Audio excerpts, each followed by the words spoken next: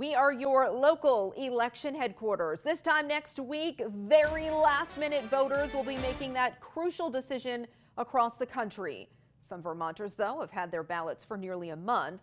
Today, Vermont Governor Phil Scott joined Secretary of State Sarah Copeland Hanzas to discuss election security and other preparations. ABC 22's Matt Holderman joins us now live in the newsroom with that information and other need-to-know resources.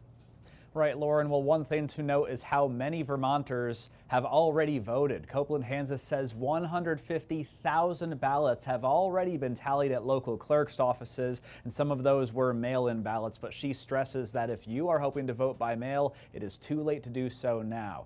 We are at that point, of course, 1 week till the elections, where the only way to ensure your ballot counts now are to drop them off at your local clerk's office or vote in person, either early or on election day. Now, a goal this year, more than any year prior, they say, is keeping workers at polling places protected. So Copeland Hanzas and Governor Scott ask that you not start any scuffles with election volunteers. They are working with federal, state, and local law enforcement agencies to ensure that, and they've even taught some poll workers de-escalation tactics. On top of that, Governor Scott wants to ensure everyone that Vermont's election system is secure and says there have not been any security threats so far.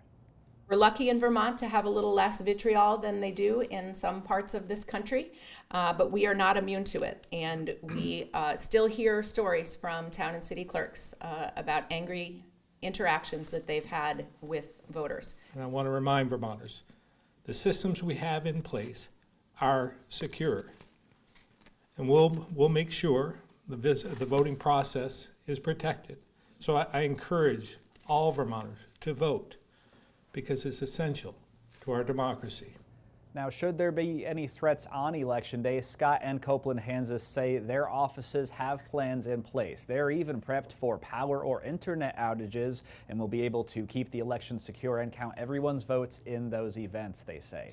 Now, anyone looking for more resources can visit the Secretary of State's website. They have videos talking about election security, including things like common myths, AI deepfakes, and scams. And another event to look forward to real quick I want to mention on December 3rd, Copeland Hanzas' office will be auditing some town clerks' offices to make sure the results that they reported match the ballots they collected. That will be held at the State House with extra security on hand. For now, reporting live in the newsroom, Matt Holderman, ABC 22 News.